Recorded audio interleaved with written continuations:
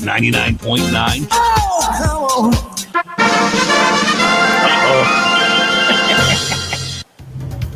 A lot of cool things are happening right here. You're in the cruise lane with Paulie's been at quarter after the hour on Local Monday. Don't forget, we welcome Steve Queen and Rock Falls Rockway. Rockway, I just second time I did that. The Rock Falls Raceway. That's right. To our lineup of sponsors. That's right. I'm going to change that. Anyway, yeah, my game. That's right. Check this out. Mad Dash returns on Cinco de Mayo at Mi Pueblo, Eden Prairie from 7 to 10 p.m. Now, this is on Wednesday, May 5th. That's right. So, and with DJ Christian Reek, he's going to be on from 6 to 8 p.m. at the Rosemont location. So go to mipueblo.com for further details. Mad Dash returns. That's right. You can win a lot of stuff from me. How do you like that, right? On the line right now is Mad Case Ken Madden. Good morning, friend. Good morning. How are you doing today on this? There's snow flurries out today. What's going on? I walk out to the car this morning and it's snowing. I didn't order snow. Well, I got to think that it has something to do with the weather patterns. Talking about weather, it's like 35 degrees and the highs are going to be 41. But look at what happened yesterday. It was gorgeous weather, wouldn't you say? Oh yeah, it was beautiful. I was working. I actually worked on my my 72 Cutlass project yesterday for quite a long time. And then, at the end of the day, we ate dinner, and I opened the windows in the house, and I was just sitting there. My wife and I were watching TV, and then this wind came up, and it dropped like 20 degrees, like within a minute or two. It was incredible. That was a weird afternoon there, absolutely. Yeah, but you know what? The great thing about it, at least the sun came out. Today, there's no sun. I don't see anything coming out here. I'm not very happy about that. Being from the warmer climate, it's like, holy cripes, come on. Could you at least show some sun today? Just a little bit, So, dude, where you want to start at? I mean, you've had a hectic schedule. Yeah, absolutely. Boy, it's been busy time. Well, in the motorcycle industry, this is the busy time of the year to get things going and make sure any new products and stuff like that's going to come out. And then on my other side, getting car show stuff together. Saturday night, the Coon Rapids Boulevard Cruise was going on again. It was great. Busy night, big night down there. And it looked nice that weather. Way. I mean, you guys are doing a lot out there. I mean, I saw your crew out there as well, and they look like you guys look like you're having fun though. Yeah, we were having a ball. I ran in with Latina, was one of our Lincoln Town Car friends. She's this year is the first time she's come to anything like this cruise. So she's just wide-eyed and having a ball. And, it's nice hanging out with somebody that has a love for all of the different styles of cars and just glad to be there. And it's pretty cool. So my son was down there. He actually showed up, so he had his bug. He's had the same car probably now since the summer. Wait a minute. What bug does he have, man? He's got a 01 Volkswagen Beetle TDI.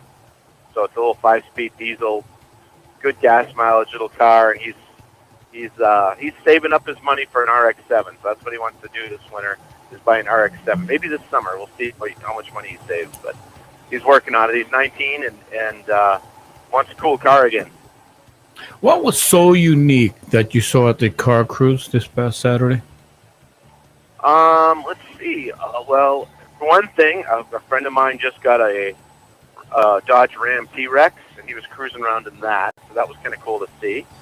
That's the big pickup truck that goes against the Raptor, against Ford Raptors, and they put the Hellcat 702 horsepower motor in a pickup truck, and it's pretty awesome.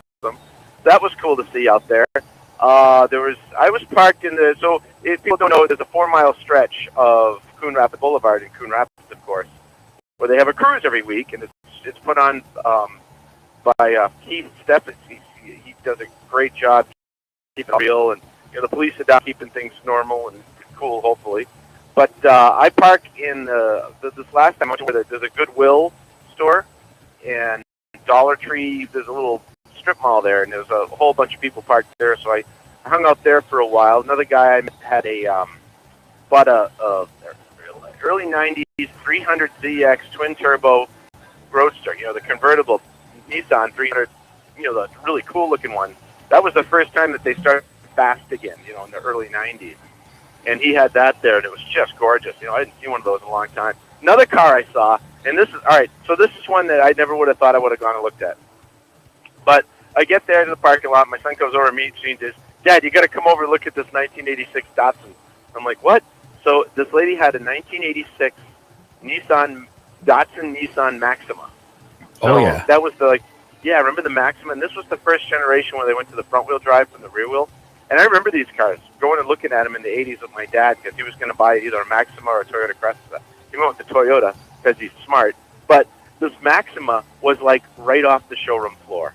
It was immaculate. I mean, it was so cool to see that, the Maximas and the Crestas, they didn't really even advertise them because they were really kind of a high-end car. It was kind of this is before Infiniti and Lexus and Acura, So this was their top-of-the-line cars. So it was loaded. It had the stereo in it with the graphic equalizer and the seats that got 19 different ways of adjusting them and things like that. It was all leather and really fancy, but still a small car.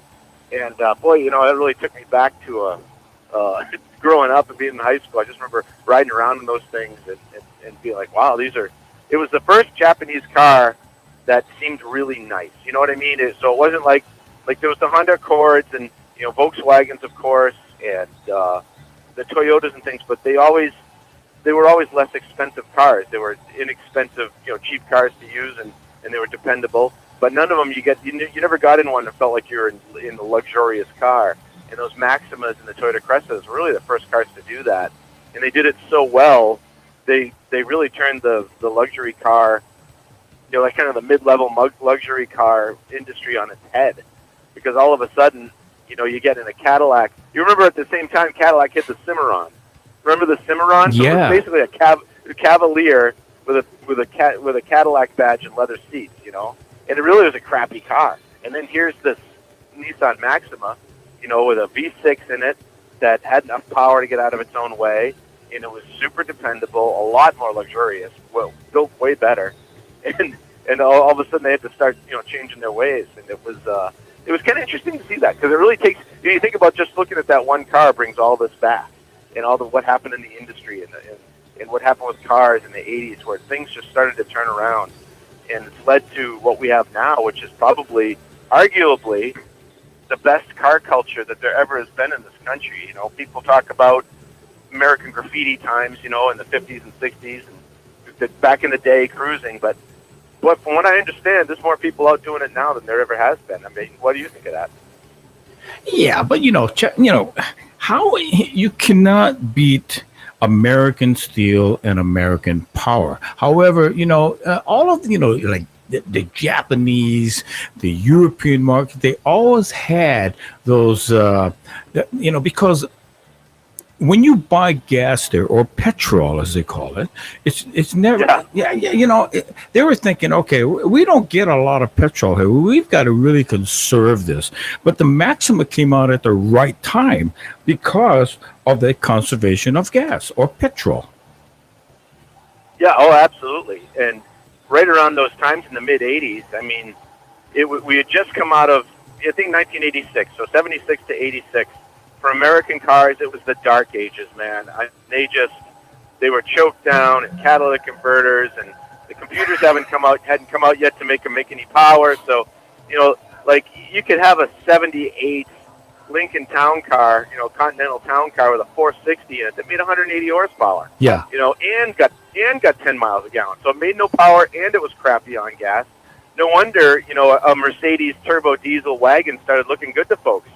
Because it's like, well, you can get 30 miles a gallon in this thing, and it's slow and kind of a sled, but at least it's not going to kill me on gas. But then towards the mid '80s, things started to change, and then you started to get, as far as American cars go. Remember, Carroll Shelby jumped from Ford and started working with Chrysler. Oh yeah. And they came out with one of my favorite '80s cars. Not because I love these cars, but I just love the slap in the face it was to the whole industry. Was Carroll Shelby came out with the Omni GLHS. which was a Dodge Omni, little Econo box.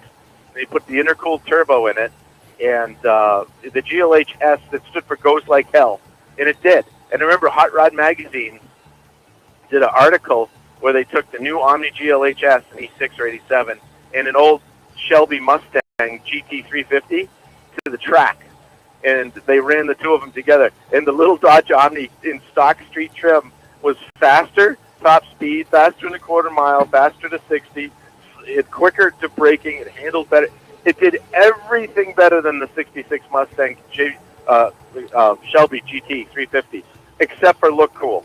You know what I mean? And it's funny because that one little thing, it looks cooler and it sounds better. That Mustang still makes it a better car in my appearance. He was way ahead of his time, though, man. That was an American mind that was coming out with all this technology back then. And to this day, it still is paramount in the industry. Oh, absolutely. I mean, he's just an absolute legend. I don't know. Have you seen the movie The 24-Hour War? No. Have you watched that one yet? No. That one, it was done by there was Ford versus Ferrari, that big movie that came out, which was awesome. And there was the 24-Hour War that was done by Adam Carolla. So Adam Carolla of the podcast and comedian fame. Yeah. He did a movie called The 24-Hour War, and it's a documentary about what happened in the Ford versus Ferrari story. Like, he goes behind the scenes and talks to people from Ferrari and talks to people from Ford. And it's really exciting to see what, Carroll Shelby was a big part of that because, he was the GT40 and he figured it all out. And it was really, really a cool story. The guy was so far ahead of his time. And what he did in the 80s, making cars interesting. Now, funny, GM had Smokey Yunick working with them on the Fiero. So Smokey Yunick built some real hot Fiero project cars. That one of them was the Indianapolis pace car. And it never made it to production, which was too bad because Smokey Yunick and Carroll Shelby, they were competitors.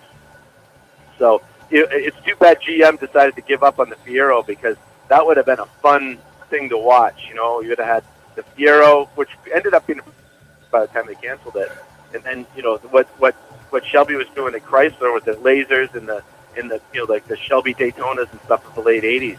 They were just starting to get really pretty cool with it, and then everything kind of just changed again in the '90s, and GM took over again with the LT1, the Camaros, and stuff like that. So, yeah, it's fun to watch how that all happens. You go to these cruises and you see all this. You can see all this right there driving by it. It's rolling history. And the great thing about it, and even though that there's traffic there, you get to sit there and kind of trug along, and you'll be able to see a lot of these different cars and talk to the owners and kind of hey, what's up? Here's the question from one of the listeners. They're asking, where do you normally park at when you go there with your crew? So, I have a few different spots that I go to. I like to go to like I said, the Goodwill. There's I'm trying to think of the crossroad. It's like 111th Street in Coon Rapids Boulevard. It's there's a Goodwill and a thing there. The other place I like to park is up at Commons, I believe it's called, and there's the Boulevard Cafe is up there, and that's a nice big parking lot with a lot of road. It's on a corner, so you can see a lot of stuff. Another nice place to play is later on this summer. Hopefully they'll open a field across from where Grand Slam is. We can't park there anymore, but across the street from there was a big open lot, and right now the ground's too steep, so the city won't let us park there, which is totally cool because everyone gets stuck. But by the end of the summer last year, that was a great place to park because it was a car show there, and it's grassy and you can sit in the field. So there's a lot of places. I guess I like to not really stay in one spot, so I usually park and then I'll drive around for half an hour and park somewhere else. So I tend to be a little nomadic in my cruising. There you go. Yeah, we got about a minute left for you, dude. Let's talk a little bit about Mad K Studios and where people can get a hold of you in regards to any of these art services that you offer. Yeah, absolutely. At Mad K Studios, I'm just actually in the process right now of doing making some magnets for the side of my car that'll have a scan on it. The little QR code, so you can scan it and it'll take you right to my website, which is madkstudio.com. And from there, you can message me or whatever about getting a portrait done of your car, truck, bike, dog, cat, whatever, house. And that's you can anywhere on Facebook, Instagram, Mad K Studios. You'll find me there. And hit me up, give me a shout out. I just love talking cars or whatever, and then we'll see you around at the shows this summer for sure. There you go, Ken. Thanks for being on today. We'll see you next week. All right, talk to you later, man. Awesome, nicely done, Ken Madden from Mad K Studios, and also Cyril's 3D. When you need further information about some of the things that he has and he offers in the artistic side, simply go to Mad K Studio. You listen to Paulie Spit on KSIZ Sizzlin 99.9's Cruise Lane this morning. You can catch me here Monday through Friday, 7th